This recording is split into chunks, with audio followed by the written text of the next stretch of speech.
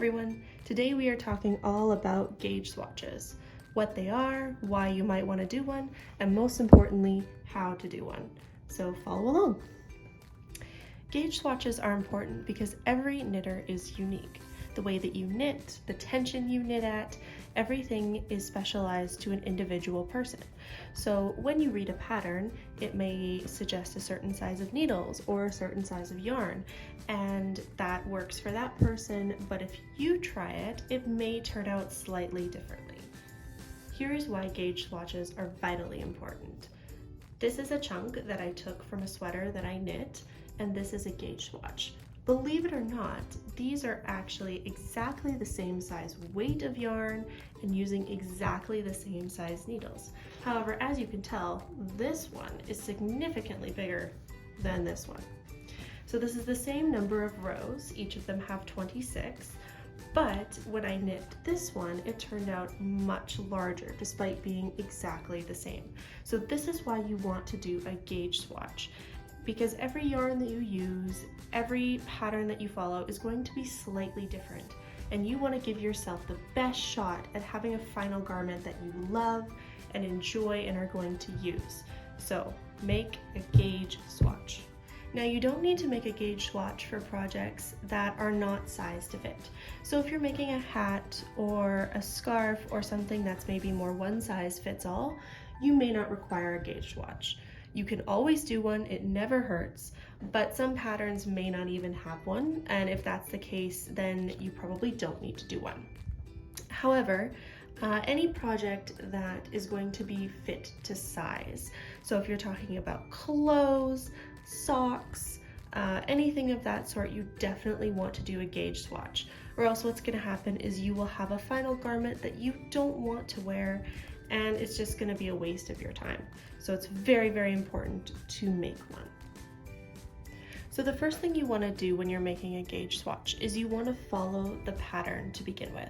So you want to take the exact size of yarn, the exact weight of yarn that the pattern requires, you want to use the exact size of needles that the pattern requires, and you want to start there because that's going to be a great push-off point. So what you want to do is you want to cast on enough stitches so that you have about 12 centimeters. So in this case, this one is quite a bit more, but I wanted to ensure that I had a big enough section. But you don't need to make it this big. You could make it, say, 15 centimeters if you wanted to.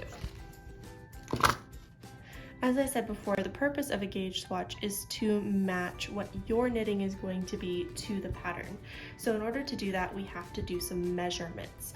Now, most patterns use a 10 by 10 centimeter, or in American, a 4 by 4 inch chunk of yarn in order to do the measurements. So the point of the gauge swatch is you want to have a section big enough so that you can accurately measure 10 by 10 centimeters or 4 by 4 inches. So that's about here, 4 to 4, or if we were to look at the centimeters, 0 to 10 centimeters. So in order to achieve this, you'll want to cast on enough stitches so that you can have at minimum the 10 centimeter chunk, and you might want to have a bit extra. So in this case, this one is a little bit over 10 centimeters, actually quite a bit, and I wanted to do that to ensure that I had a good enough center area to be able to measure properly. So what you'll want to do is just start casting on stitches and measure as you go to ensure that you are going to have enough middle space. Next, what I like to do is I like to do the first couple rows in a rib stitch. Now, this is not necessary to do, but I do this so that it will ensure that the final gauge swatch will lay flat, which makes it a lot easier to measure. However, if you're in a hurry, just feel free to start your knitting. Don't worry about having borders and that sort of thing. But if you really want to get a good measurement, if it's going to be easier for you to measure, you can do borders. So doing a couple rows of rib stitches at the bottom, a couple rib stitches at the top, and doing a garter stitch on the sides just to ensure the garment doesn't curl up as stockinette stitches normally do. One thing to keep in mind when you're making a gauge swatch is that it does need to be done in the type of knitting that your final garment is going to be. So if the majority of the garment is going to be in a stockinette stitch, you'll want to ensure that the gauge swatch is done in stockinette stitch. If you're knitting something in the round, then you will want to ensure that you are knitting it in the round in order to do your gauge swatch, and then you may have to cut it in order to get a final measurement.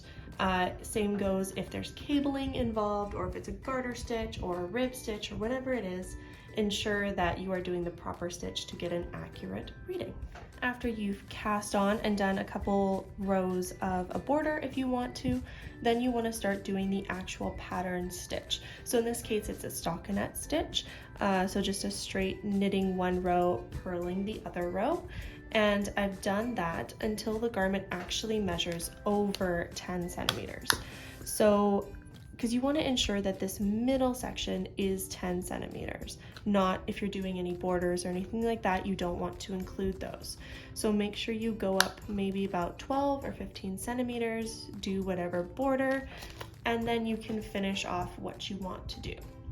Just a note, you don't actually have to fully cast off and tie it off, especially if you want to use the yarn again. So in this case, this is just loosely and I still have the yarn here. So when this is all done, I can unravel it, re-roll the yarn, and use this again in the future.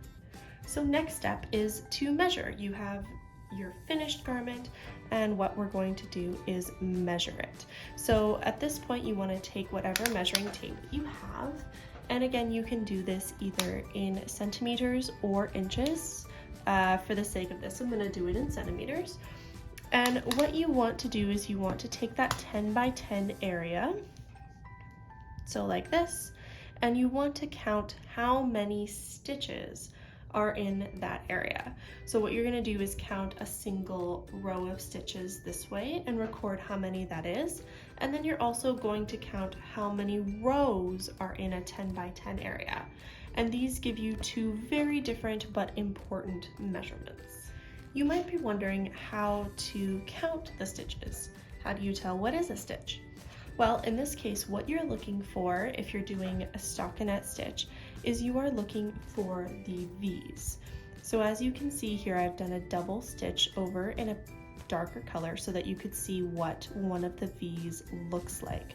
And what you're going to want to do is in your 10 by 10 area, you want to count how many V's there are. So this is a very handy tool that I got just at a craft store, and what this has is it actually has a pre-done area of the 10 by 10 centimeter 4 by 4 inch gauge swatch area. So what I can do is I can lay this over my fabric just like so, and then I can actually just go right ahead and measure what's in the square, which makes it really, really easy.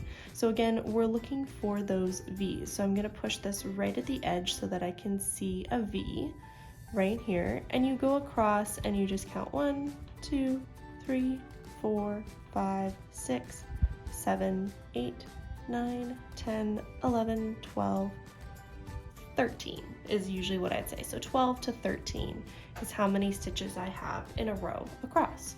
And you would do the same thing going down a row and count, and that will give you your other half of the gauge swatch measurement. The last step in the gauge swatch process is to compare your measurements to the pattern itself. And this is very important, as I showed in the beginning, because it will give you an accurate measurement as to how your finished garment will compare to the pattern sizing. If it's close, if it's say off by 1 or 2 stitches, you'll probably be okay. It's something just to keep in mind as you're knitting, especially if the pattern calls for a certain number of rows versus just measuring how far to knit. You may want to keep that in mind as far as sizing, but overall it shouldn't make that big of a difference. If it is off by quite a bit of a difference, even if it's off by say 5 or 6 stitches, you will still have a wrong sized finished garment. And that's sort of what I showed you in the beginning with this comparison to this. This one I have about 5 or 6 less stitches actually per row than this one, which means this one is a tighter knit. I was able to get more stitches into the row than here, and so by happenstance it made this bigger. And the same thing as far as number of rows. I have a bit less rows here than here. I was able to fit more in, and so it made this considerably bigger.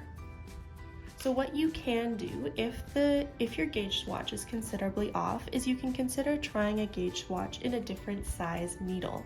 Going up or down a needle size may make enough of an adjustment that it's close enough to the pattern for you to do. If you don't want to change the needle size, it is possible to just knit it as is and then make the adjustments to the pattern, but that will create a lot more math that you have to do, and I think we all know how we feel about math, which is no thank you. So it's vitally important to do the gauge swatch, to have that comparison so that you can most accurately have a finished garment that is going to be to size, that is going to be wearable, and is going to be a product that you love in the end. Best of luck everyone, and happy knitting!